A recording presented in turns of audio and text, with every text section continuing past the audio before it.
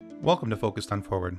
The purpose of this podcast is to focus on recovery from life situations, be it a disease, chronic or acute, perhaps the loss of someone so dear to you in death, or a change of life patterns that has affected you so profoundly that you have no choice but to find your new normal and become focused on moving forward. Each episode is designed to show the positivity that people bring to each and every one of their stories, the successes they've had, ways that they have become so definitively focused on moving forward. We look forward to sharing their stories, and we hope that they inspire you just as much as they have inspired us. Thanks for listening, and enjoy the show. Good evening, everyone, and welcome to Focused on Forward, another Friday night live edition. I'm very excited tonight because the guest that we have waiting in the green room, and I say we like there's more than me sitting here talking to you, but the guest that I have waiting for you in the green room is named Lisa David Olson, and I've had just a fantabulous time talking with her over Instant Messenger back and forth the last couple weeks as we were planning tonight's chat, our little sit down. So I'm very excited to bring her out in just a moment, but before we do that, before we bring Lisa out and talk to her about her backstory and what she's doing now, we do have to take a quick moment to thank our sponsors, Vital Signs and Graphics. So here's a quick word from our sponsor. Since 1982, Vital Signs and Graphics has been helping professionals with all their image, logo, and design needs. Perhaps you're looking for signs and banners, truck and trailer lettering, business cards, brochures, or other image and marketing aids. Vital Signs and Graphics in-house design studio has you covered. From logos to apparel, start to finish, Vital Signs and Graphics has everything you need to look and feel professional. Call Rick at 231-652-3300. He'll get you noticed.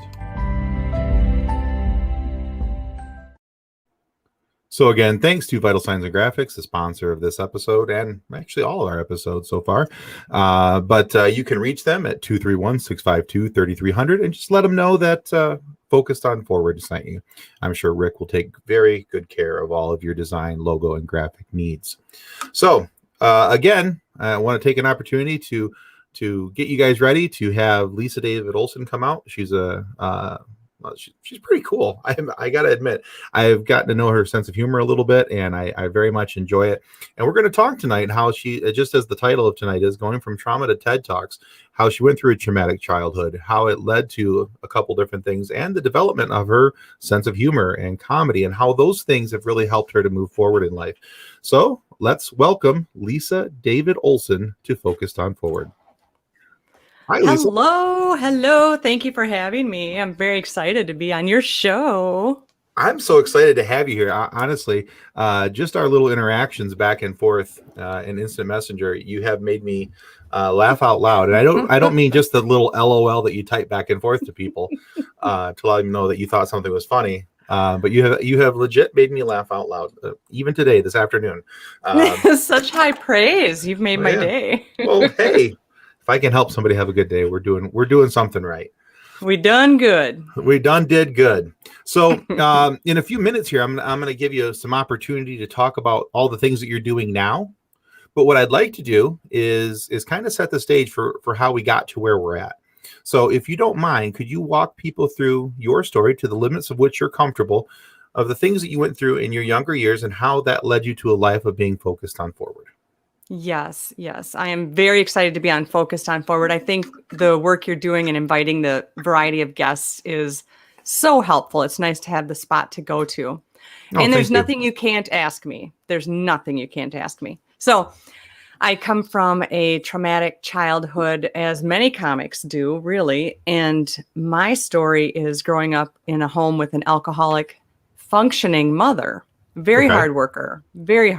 Just, I don't think she ever missed work, but she drank. And when she drank and it was dark out, then stuff went down. And a lot of times that would be taken out on us kids. There was 3 siblings and myself. And it was difficult because I know now as an adult that she was self-medicating.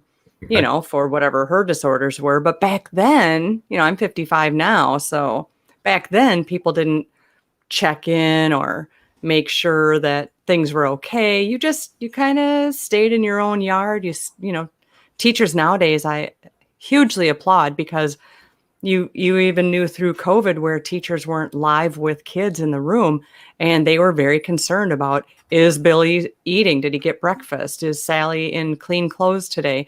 Teachers do more than open the books. So Right. back then the teachers didn't get involved. So a lot of things happened that, you know, could have been seen if it was happening today. Okay. All right. So let's talk a little bit about how you navigated through those things. So you noticed that these things were going on, but how did it affect you as a child? How did it affect you as a teenager moving forward in life? I mean, how did that develop your personality? Going through that kind of childhood was very rough, as it would be for anyone, to not be able to sleep through the night, to be pulled out of bed and told somebody threw the mushrooms in the garbage. Who was it? Or to admit to doing it, whatever it was. And it became that we would take turns saying, I did it, take the belt, and then we could all get to bed. I say it simply and I say it methodically because I've told my story before.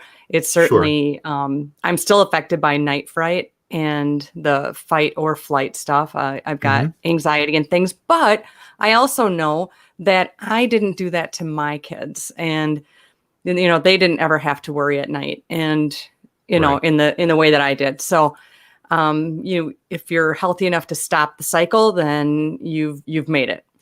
But what it did was it drew me to humor, because my siblings and I, if we had a particularly rough night, we would make each other laugh and tell jokes, or, you know, pretend to be one of mom and dad's friends and kind of do parodies of them and make fun of them.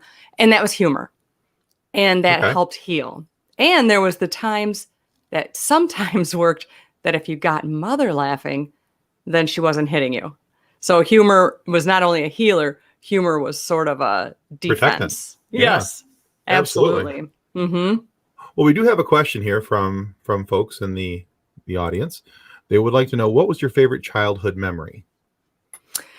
Oh my, that would be, I think, learning that that there were shows to watch like Carol Burnett, and I would pretend to be, you know, I would pretend that Carol Burnett was raising me, because Carol Burnett also grew up in an alcoholic home and her grandma raised her. And that's why she tugged at her ear. She was saying goodnight to grandma. And I did not know that. Oh, yes. Fun fact. And so Excellent. her show was incredible. And that cast got together, and you could tell when they were making each other laugh and kind of get each other going, and that you felt like you were there. And that kind of inclusive humor made you feel like you were there. And I tell you, that was huge to me in the fact of being able to escape through humor that way as well. And later became my actual career, is doing sketch comedy and improvisation, as well as singing parodies and things like that. Okay. So let's talk about that transition from being a teenager and dealing with these things to getting to the point where you start realizing that this might be an avenue for you to help you not only cope, but also to, well, hey, this might put a little change in my pocket. So what was that transition like for you? What was the awakening moment where you said, you know, I might be able to do something with this? I think it was actually my mother encouraged me to get into a singing group to try out. And I did end up trying out, and then you join the group. So there were many ups and downs of my mother's and my relationship. And we can talk boundaries at some point, but I certainly wrote about it in my book. We had our major highs and extreme lows. And in one of our times where we were together, she was encouraging me to try out for the singing group. And I did. And I got in, and it was cheesy and corny and fun. So it was kind of dumb. We all wore red dresses, and we were called the Apple Annies, because where we live in La Crescent, that it's the apple capital of Minnesota. We don't just have lakes, Tim. So it's lakes and apples. Another fun fact. I know. We can go bobbing in the lakes for apples if you want, after the show. After the show, of course. And so one of the gals in the group said to me, I'm in this comedy troupe and I really think you should try out. You can sing, you're funny, and all these things. And I was like, oh man, I'm all that. Yeah, I think I should do that. I am pretty talented. And then she added, yeah, we need another female. So I was like, oh wow, I got this huge head. I could barely fit through the door. So I did try out, and I there was no way I was going to do improv. No way. Nobody said I had to do improv. What are you talking about? And then I tried it, and I had the perfect director that really encouraged how to do it and how to not be afraid and how to just think the wild thoughts and make them into a scene and make your partner look good and build the trust and the listening skills it takes to put on a scene. And now I teach that to companies for communication. Okay. My 20 years of stage work goes forward that way. Excellent. Now, you mentioned this earlier, and I was going to ask you about this at some point, but since you brought it up, about the question of boundaries. So why is it important for someone who has gone through a traumatic past in any way that their trauma has been induced into their life? Why is it important for somebody going through that to learn where and what their boundaries are? To protect yourself and to not always feel that you have to please everyone. A lot of times a person who's been traumatized or been through a situation, maybe it's with a partner who might be narcissistic, and you fall into that and you start believing those things. I guess it'd be gaslighted in some senses. Sure. If you don't put up a wall and protect yourself, you are allowing it almost, and I understand the mental issues that can go with that. But if at all you think that a person is entering your room, your home, approaching you at a store, or even texting you on your phone, and you get that physical reaction of, now what am I going to do? Right. That is something to pay attention to. And there's no one that can stop it except for you. Or a restraining order, of course. But Sure. Seriously, put up that wall, because I'm talking even family. We're going to have Uncle Frank over for Thanksgiving because he's family. No, Uncle Frank is my fake representative of the person who is not welcome in my home. And no, I don't believe in, well, he's family. I don't believe in that. I think a boundary is to say, this is my home and this is my safe zone, and my kids are going to be free and fun and happy. And I'm not going to worry about someone who, oh my gosh, is he going to have a beer? And then the whole night's ruined. You know what? Right. Stop that before it gets to that point. No, agreed. There's absolutely nothing wrong with nipping that in the bud and setting up that boundary. So what were some ways in which you set up boundaries for yourself as you were growing, as you were learning that you had the option, the ability to set up boundaries? What were some of the ways that you did that to protect yourself? I often had to disengage from my mother, and that was hard because one sibling moved away. Another sibling just wasn't mentally capable. And another sibling said, yeah, I'm out of here too. And that left me in the same area. And so I felt that I had to be the one to drop off food and see if she would eat. And I was raising toddlers at the time, and just frustrated that I felt like I had to. So number 3 out of 4 kids, I better make sure everybody's okay. So the time came where I had dropped off food to her, and she called me the next day and said she had fallen down and needed help.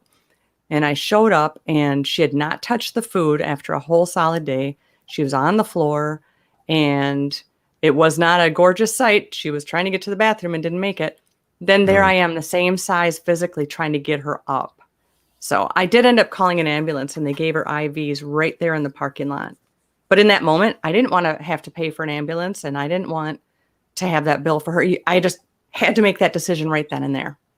And because of that, she lived another 10 years, I think, and she never drank again after that. Oh, wow. Okay. So that was her stopping point. Well, that's good. It was. Yes. She remembers clearly being told they weren't sure if they wanted to give her another pint of blood. They weren't sure if she was going to make it. They didn't want to waste the rare blood type that she was. And she heard that, even though she wasn't fully awake. So that was a clear thing. Yeah. And she was able to talk about it then. That's kind of impressive that she could hear that and figure that out in that kind of state. But Yeah, it's nice that she had an awakening of some sort and was able to move forward from that.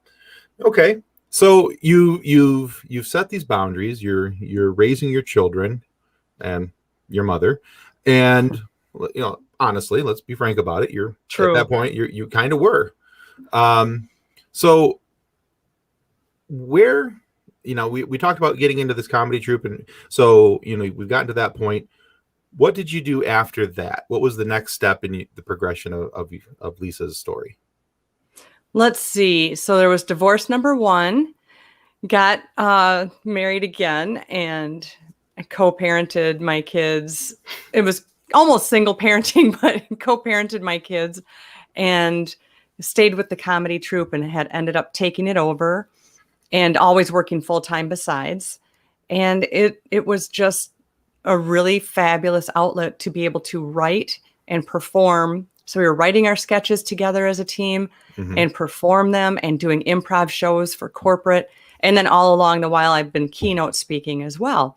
And the amazing thing is finding that group in my circle of the comedy troupe, because people didn't really rotate. There's a lot of groups where people rotate, and that's normal.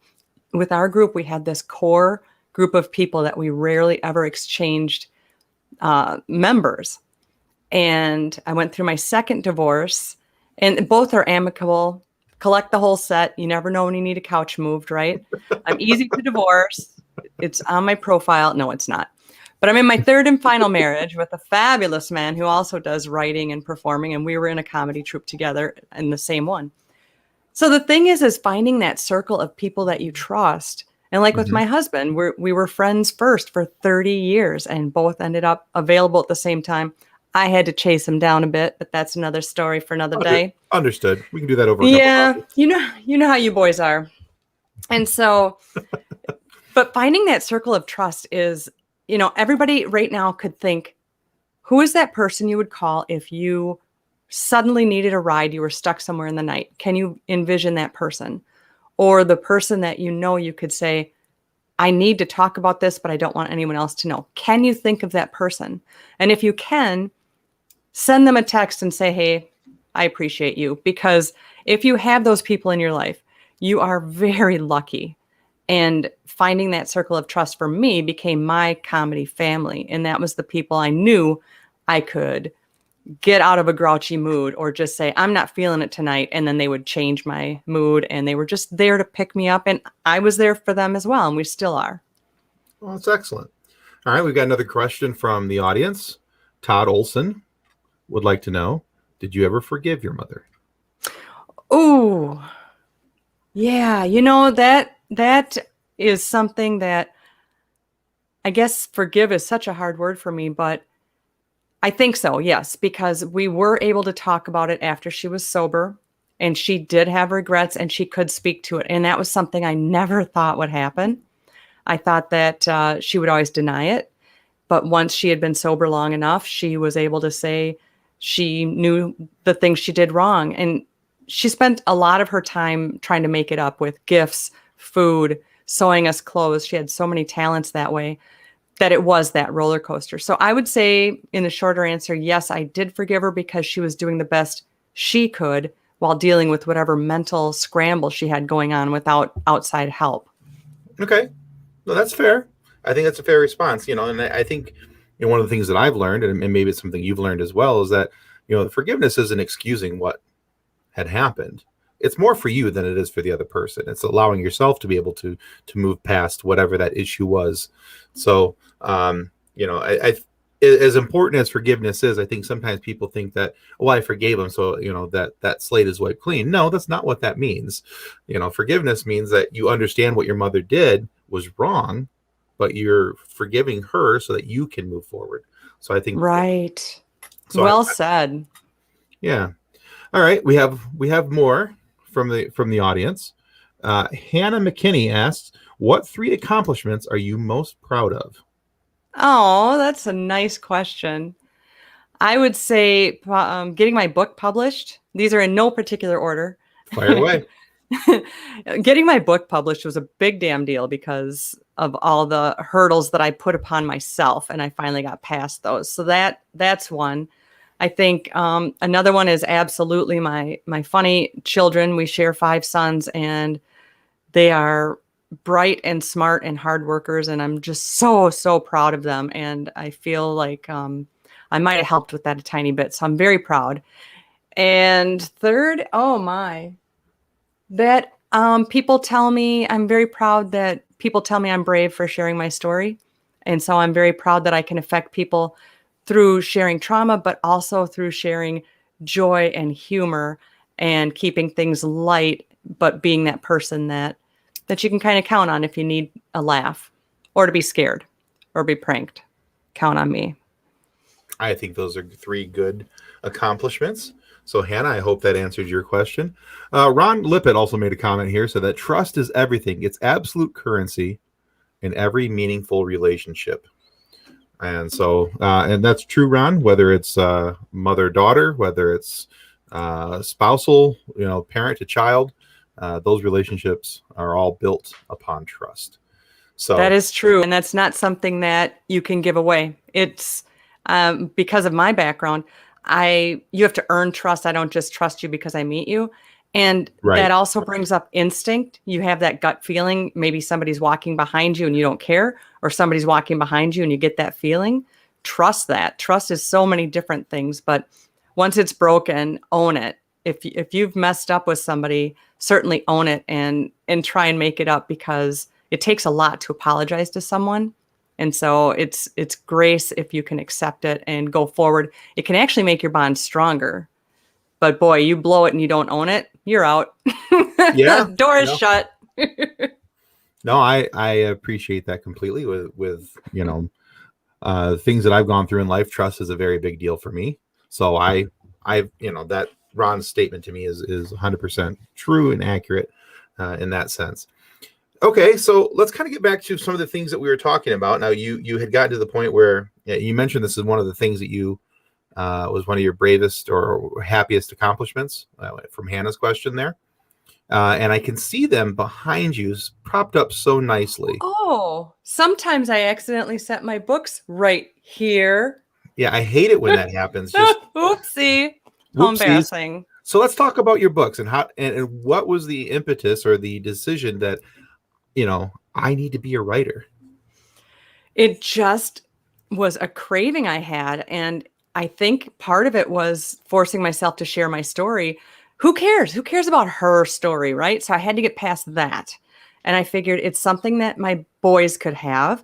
It's something that I could share with my dad and make him proud of me. I quit school at 10th grade. I had such crappy grades. I missed so much school because of everything. And I didn't have a good support system to make me catch up and stay. It was just kind of like you're on your own.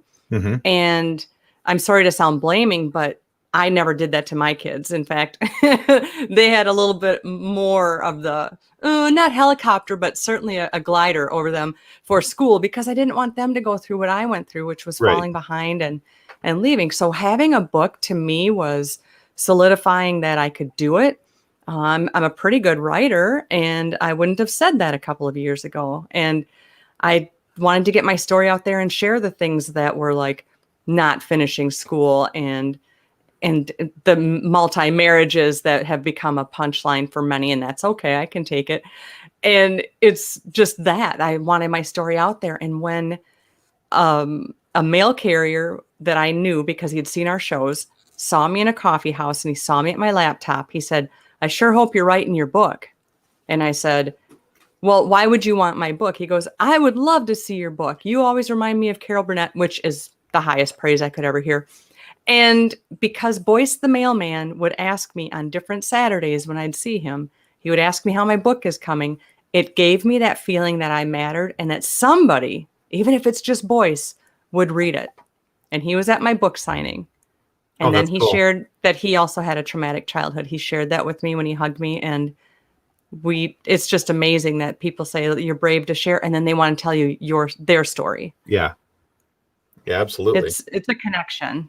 All right. So you have 2 books back there. Which one was written first? I did Laughs on Rye, WRY, and it's an improviser's memoir, and it's a life made of choices, not excuses. So it tells all the ups and downs of mom and I, but it also has much more than that in the sense of how I would embarrass my children, how I prank the cops that I work with, all these different things. And it's tiny little snippets, not even chapters. And I had the best editor in the world, Jessica, who was able to tell me that I don't have to have it in any particular order. Because of my childhood, I don't have succinct memory in chronological order. And she gave me that permission to write in the order I wanted to. And after every snippet, awesome. There's a little lesson. Yeah, it was the clarity I needed. The heavens opened up. I was like, I can do this. Then I can write. I thought everything had to be in order and I had to know my 4th grade teacher's name. And no, it was none of that. Yeah. No, I think that would have been a problem for me if I were ever to do that, which I won't. I'm not a writer. That's not going to happen. But if I were, I think I'd probably have to write in a very similar fashion, because I don't think that I could write a chronological story. It would have to be in the way that however I sat down and started typing, that's the way it would have to come out, Yes, and you don't have to be a great writer. You just have to have money for an editor. Well, and that's the truth. See, there it is. And once you start writing, you'll be amazed how many extra stories come out. And I encourage everyone to write their story, because you never know who else might want to hear it. And we all have a story in us. And it doesn't have to be about a traumatic childhood. It could be your love of parks. It could be an experience you had with your favorite dog. It doesn't matter. There is a story within you, and somebody out there wants to hear it. Maybe you have your own mail carrier out there that wants to hear your story. My second one is a journal I created called What Ifs and Why Nots. And it is, it's all the creative tips to reignite stale ideas. And I use these ideas from 20 years of performing and doing things and it's hard to see, but there's a tip on each page, and then there's the lined page and the open page, so you can doodle or you can make notes. But let's say you were stuck on something and you thought, I don't know, I can't write my book, says Tim, because I'm not a writer. So I'll flip it open and I read, chances are great you didn't walk the day you were born. Is that true for you? I don't recall, but I probably, yes. No judgment. Perfection doesn't happen. It has to be worked on. Mistakes are there to help us learn. So you crawl before you walk. Failure is a chance to grow. So write crappy and then hire a good editor. That's the message there, Tim. That's solid advice. Okay. All right. We got a couple more questions from the audience. I Am the Balzer asks, is there anything you'd wish you'd added to Laughs on Rye? Ooh, good one. Well, I'd like to add more pictures. I did serious selfies with strangers in there. Maybe I'll just do a separate book on that. But I think longer stories about the people I've met that came through the serious selfies with strangers, and include more of the stories and more of the relationships that I met simply from being brave enough to approach a stranger. I've got such great friendships out of that. And I think that would make for not only good stories, but encourage other people to interact with those around you. Thanks for that question. Yeah, I think I like that one, actually. That's a really good question. All right. Thank you. And we got one more here from Dark King. Wants to know, Dark King 222, let's be specific. What's one of your favorite stories from your book? Oh, I think I love prank stories the best and the mostest. And I think the one that I talk about, my youngest son, Mason, that's a good one, where he had gone into the mall and wanted to go into the hurricane booth. And it took like $2. And he went in there and it makes this tremendous wind and his hair is blowing and his shirt is blowing. And I'm out there waiting with, holding my purse mom style at the mall. And it's done because $2 doesn't really last that long. And now he can't get out of this glass booth. He is stuck in a booth in the mall. And me, being the great mom I am, I burst out laughing so hard that tears are pouring down my face. I snotted. It all happened as my sweet son is hitting the glass and trying the door. And so it was pretty bad. And so, he's saying, don't forget the 222. Yeah, don't forget the 222. Nice. That's one of my favorite stories. And another is having my boys out in public, and they knew this shtick that we would do. If I said, go over to that guy in the purple shirt and tell him you need $5, they knew that I knew him and they trusted me, and I would hide. So imagine standing in a grocery store and two kids come up. Hey, Mithda, can I have $5?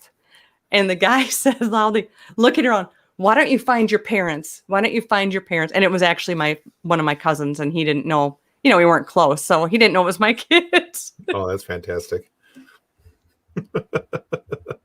Let's see. Mason Thompson says, I'm still traumatized from that mall experience. That would be my son. That was in the hurricane booth. Well, thank you, Mason, for your public admission. Son, that was the best $2 I've spent in decades. I'm going to tell you that right now. The door opened eventually, and one lady went to turn me in, I think. He is not still in the booth. Well, there you go. And then we got some hearts being thrown your way from Terry. We also have another question here from Kaylee. Kaylee asks, what is your best advice you can give anyone? I'd say leave laughter in your wake. If you can make someone smile and make them feel that they were listened to, that is a gift that doesn't have a price tag. So if you can really listen to somebody and not just top them when they tell their story and you hurry up to tell your story. I mean, it's hard, but leaving laughter in your wake, because humor is such a connector. You don't have to know the people around you to enjoy a moment of fun. And if you can at least make them feel heard and share a laugh together, I think leaving laughter in your wake, because that ripple effect goes on to the next experience. Maybe we laugh together at a bus stop, and then I speak to somebody at a store and I'm still joyful, and it just keeps going on. And that is one of the best things I think that we can offer each other. I think that's genius. In fact, I just had to grab a notepad so I could write that down. Snap-a-doodle. That point goes to Kaylee. Yeah, very nice question there, Kaylee. In fact, that kind of is one of my questions at the end of the show. So you only get asked one of the two questions I ask everybody at the end of every one of my shows. I always ask, what's the best advice, that they have that they still live? Well, Kaylee beat me to it. So I got more. Don't you worry. Okay. Well, maybe we'll still ask it then. Yes. But Mason would like to remind you that a random woman tried to help open the door while you were still laughing. So. Oh, yeah, that's true. Thank you for that, Mason. You're right. And didn't you try to go live with her instead? I couldn't see. I was cry laughing. How could I know? I just know you made it out eventually. Made it out. You went home. You got a treat. Yeah. Everything was fine. He only mostly shivers when he walks into the large shopping centers now. Wind makes him weep. Yes. Exactly. So all right, so let's get back to talking about your books here, and Kaylee sends a heart as well. Thank you, Kaylee. Do a heart back. So let's talk a little bit more about your books, and now, did you find that as you wrote these books, did you find that they were therapeutic for you? Because for some people, to put their stories out, whether it's pen and paper, whether it's typing of the keys, whatever it may be, for some people it's therapeutic. And I've heard others say that it wasn't like they relived their trauma, but it did open up a few new wounds. Which way was it for you? Was it therapeutic, or did it open things that needed to be fixed again? Yes and yes. Yes and yes. Okay. My husband was around for all of it, and he would come in and just say, hey, it's couch time. That at night we always watch at least a show. We watch one program because we're older. And he was like, oh, it's couch time. And he'd see me with tears as I'm typing. So, and I would say, it's okay. Because I would relive a story that really, really hit me. And any therapist, because I certainly go to therapy and I recommend it, will tell you that you have to get that out. You have to.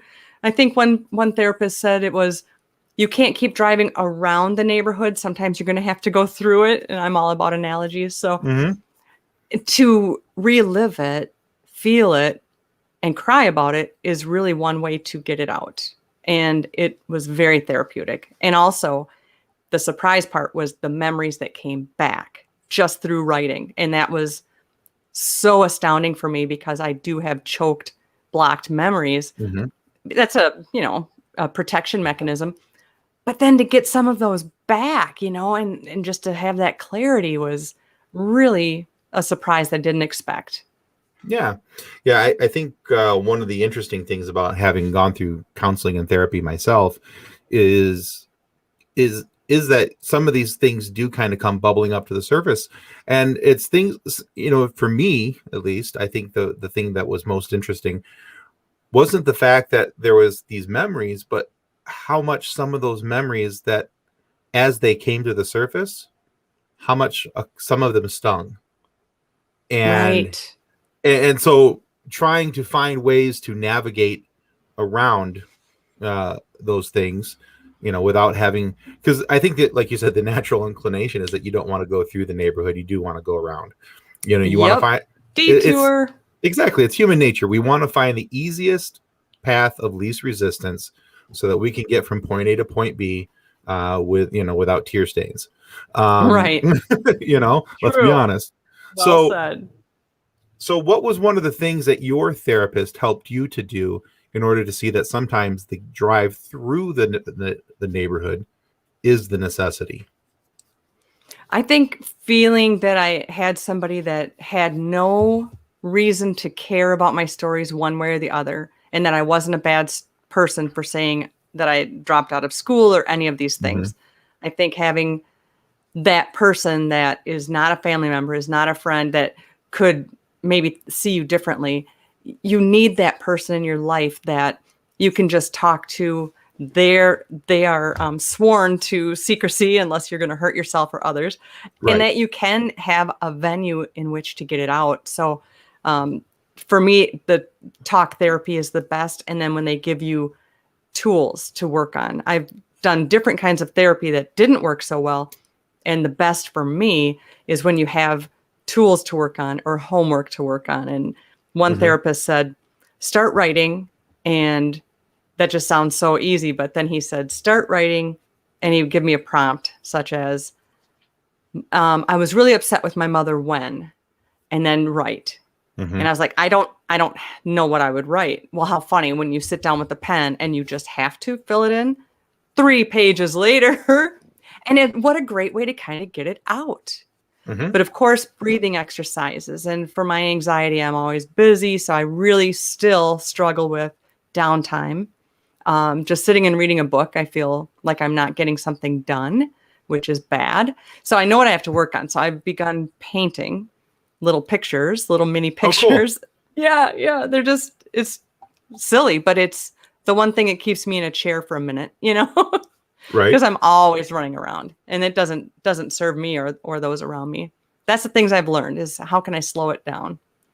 Okay. Excellent.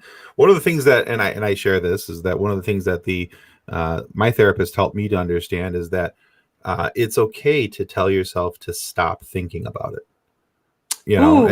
And so she calls it stop therapy. And I like that. So for me, and one of the reasons why I got started in doing this podcast is that after my daughter went through her traumatic hospital experience, when we came home, I needed to figure out a way for me to handle those things, to handle the PTSD that my wife and I were going through post hospital. And and so she suggested to me to put it down on paper, to write it out. And I'm like, no, I'm not a writer. I'm a talker. That's what I do. I talk. And so that's how I got to the point of doing a podcast and talking to other people. This is actually part of my therapy. I talk to people about what they're going through, and I write down and make little notes about, what cool things they say. But one of the things that she told me is that, sometimes when we have these thoughts and these feelings about past traumas come back up into our consciousness, is that sometimes we don't think that we think that we have to relive them all right then, right there, and we have to handle it. But it's okay to tell ourselves we can stop. Just stop. You don't have to unpack that today. Yes, you do have to deal with it, but you can pick another time to deal with it. So it's not a suppression thing where you're pulling it back down and you're hiding it and you're saying, it didn't ever happen.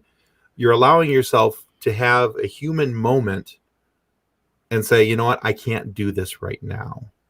Or and then find something, it's almost like the equal and opposite reaction thing where you're finding something opposite that's happy that you can think about. That's something that you can focus on to help get you away from that thought until it's time to handle that particular thing, whatever it may be, whatever that trauma is that you need to handle, when it's a good and appropriate time for you. So that was one of the things that I had to learn because, when we came out of the hospital, it was like I had all these things kind of just flushing through. And I said, I got to handle all this. I got to take care of it. I'm a guy. I got to fix everything. That's what I do. I'm a guy. I fix things. Applause to you for seeking the professionals that can help you through it and let you know. It took some time to get there. It does, though, because first you're going through your anger stage. And is your daughter okay? Yeah, she's doing much better. So she has a condition called Guillain-Barré syndrome. And I've heard of that, but I'm not sure what that is. Yeah, it attacks the central nervous system in the body. And she was paralyzed for 30, I can't give you an actual number of days, but we were in the hospital for 97 days. 33 of those were in the ICU. She was paralyzed from the neck down for a good portion of it. No way. Yeah, so she had to learn how to walk again. She had to learn how to hold a spoon, right? Everything. So it was pretty detailed. Oh my gosh, your life was upside down. How old was she? 12. Oh my gosh. So it was a rough go on things, but so for me it was coming out, it was learning how to deal with those things in a way that was healthy for me and also healthy for my family. Not all marriages survive something so traumatic as that. Yeah, no, I'm very fortunate. I've got an awesome wife who is very patient with me, and I honestly, she deserves sainthood. So, just if it wasn't for if she didn't deserve it for the first 2 years of our marriage, she certainly deserved it for the last 3. So that is definitely a book right there. Is the what you went through, what you learned, and how as a couple you made it through such a horrific time. That you do have a book in you, and we'll talk. We'll talk. Okay. I can type as fast as you can talk, so we'll figure this out. We'll see. I can talk pretty fast. All right, we have another question from Kaylee.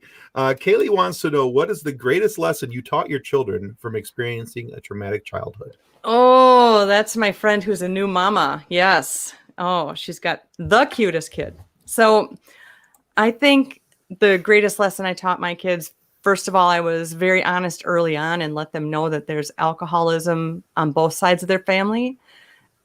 It's like, happy second birthday, honey. You're going to be, no, I didn't.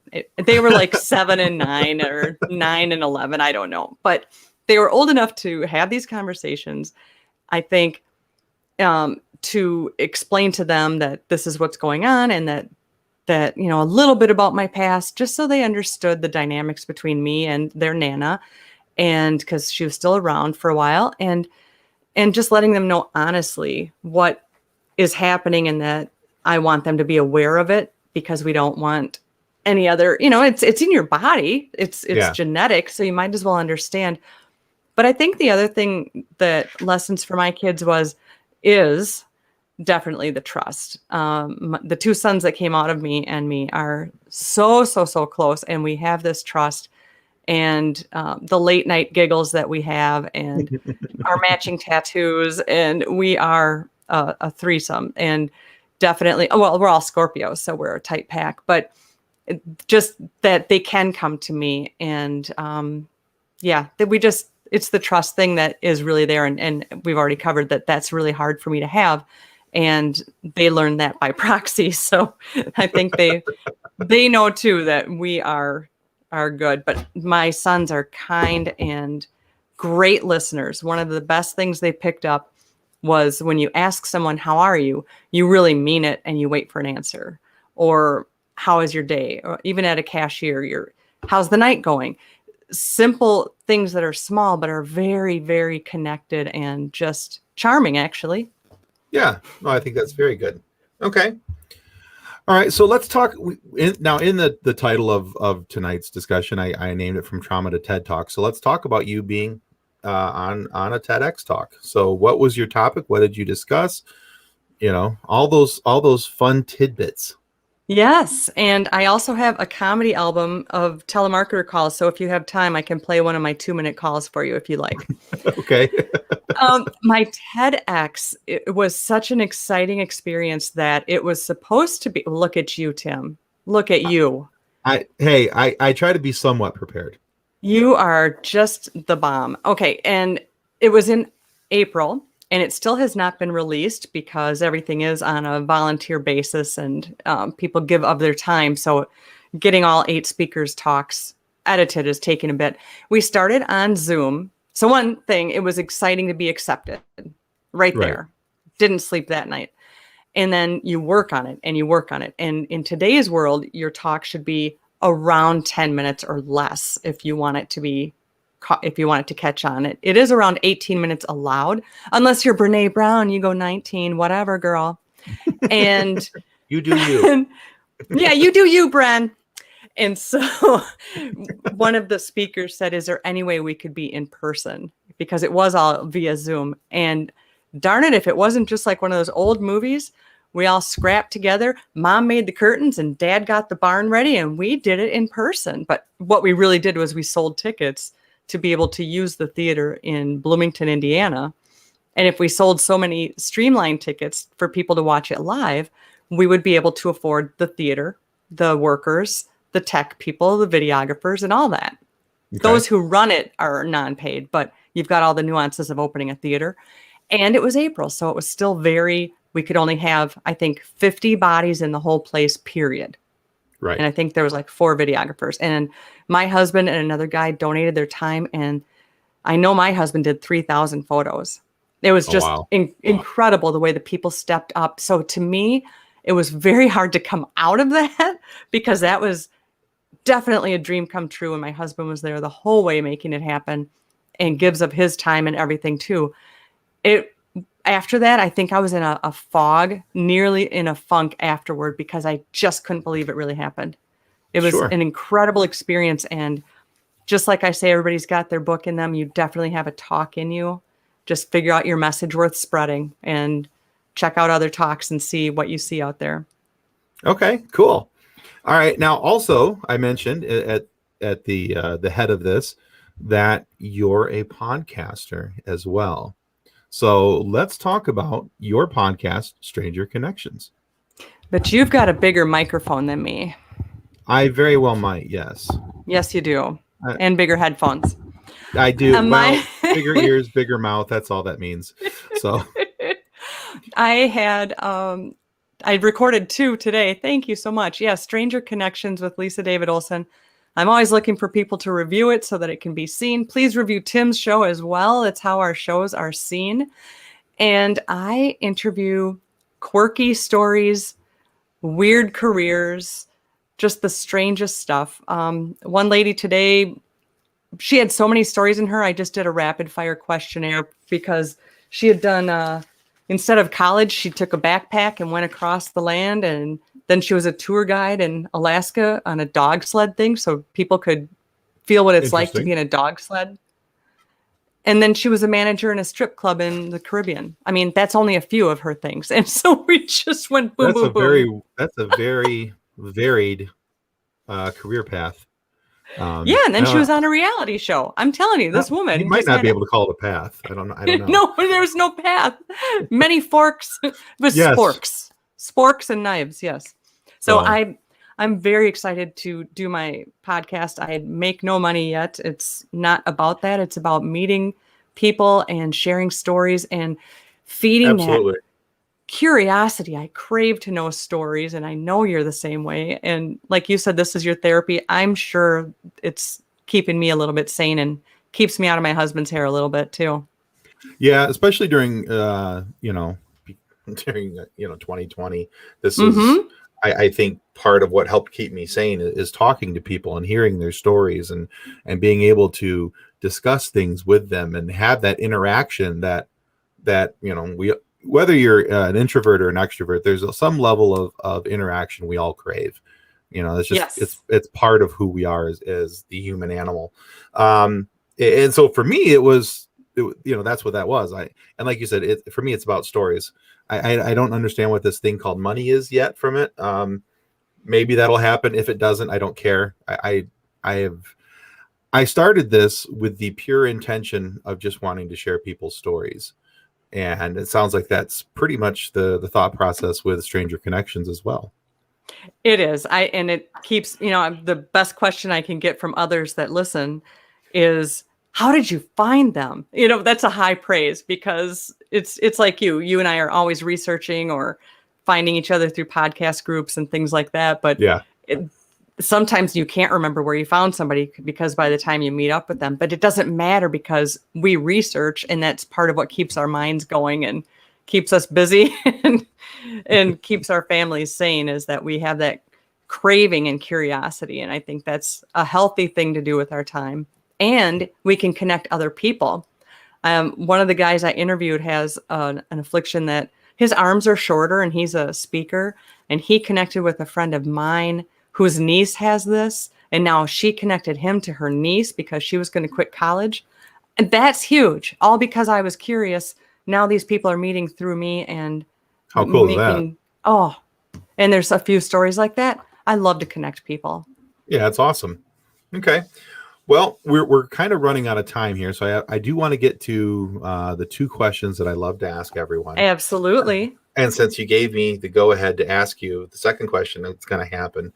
But the first question, now these two questions are very similar, and you'll notice that as I ask them.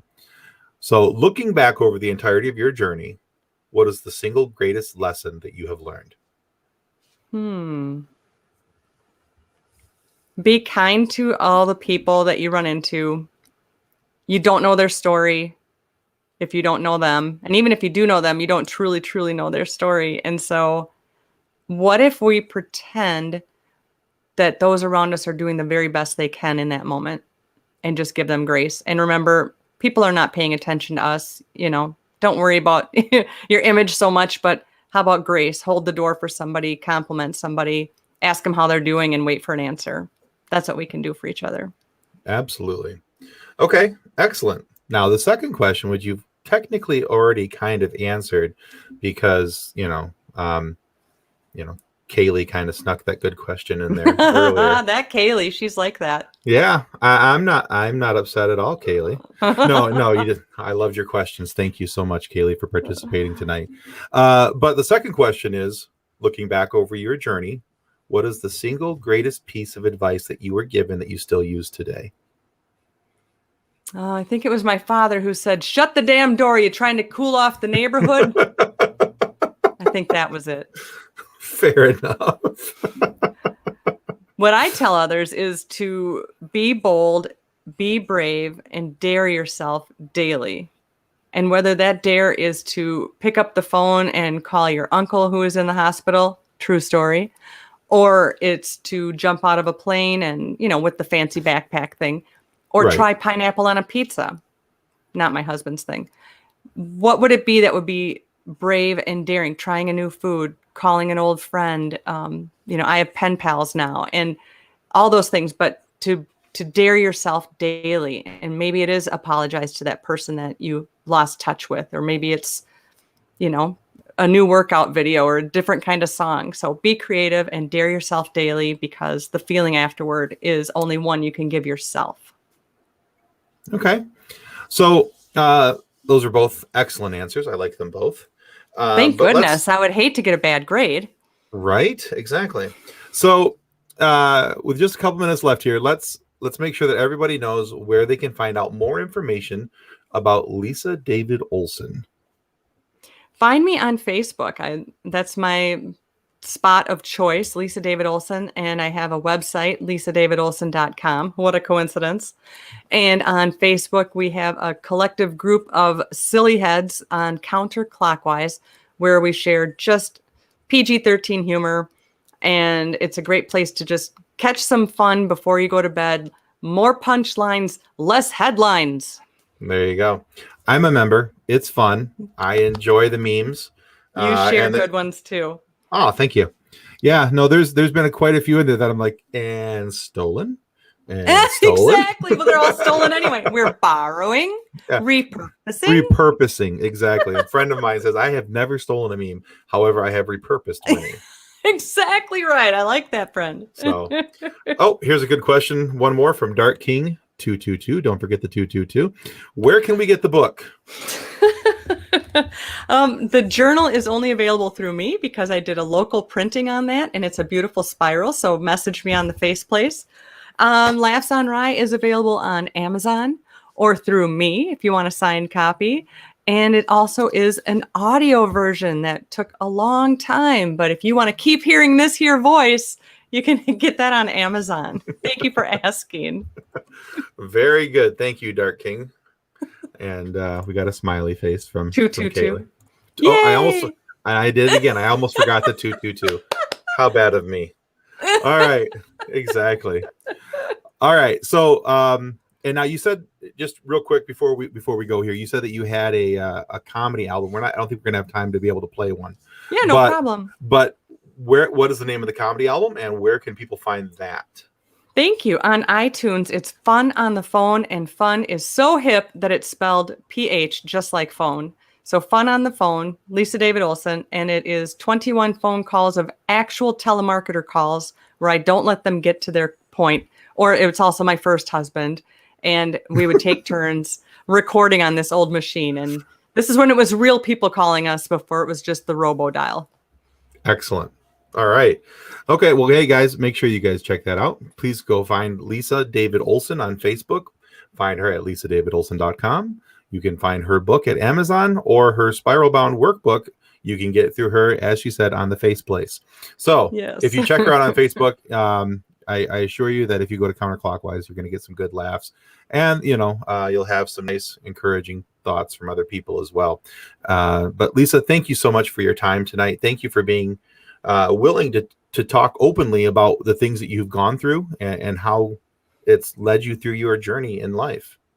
That's true for all of us. It's not where you've been, it's where you're going. And Tim, thank you for your show. I ask again for everyone to give a good rating and keep following the show. Subscribe to Tim's show, because the work you're doing is wonderful, not only for yourself, but for all of us. Thank you. Oh, thank you very much. It's very kind of you. All right, guys, that's going to conclude us tonight for Focused on Forward. Like you said, be sure to hit the subscribe button and follow us next week. I should have had this handy, and I could tell you who was going to be on next week, but I didn't have it handy, so you'll have to follow me. It's that one person talking about the thing. It's the thing. Actually, if I'm just going to get out the great big book of everything. Yeah, this is my nerd showing right here.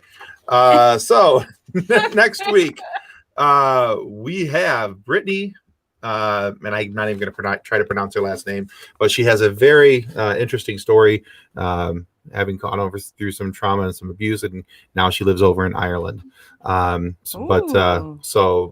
She's got a very detailed story. We're going to talk to Brittany next week, but I cannot pronounce her last name, even though I'm Irish. That's not going to happen. Brittany something, yeah. Brittany Mick something. Yeah, sure. I want to say Mick and Taggart, but I'm pretty sure I'm wrong on that one. So Brittany, well, I apologize in advance. So tune in next week and she can tell us herself. Tune in next week, next Friday, 8 p.m. Eastern, and you'll hear Brittany's story. All right, guys, thank you so much. And again, thank you for listening to Focused on Forward. Well, that concludes another episode of Focused on Forward. To be a guest of Focused on Forward, you can reach us through Twitter at podcastfof, through our Facebook page named Focused on Forward, or through email focusedonforward@gmail.com. We look forward to hearing each and every one of your stories that has yet to be told. So until then, be safe, be kind, and be loving to one another as you stay focused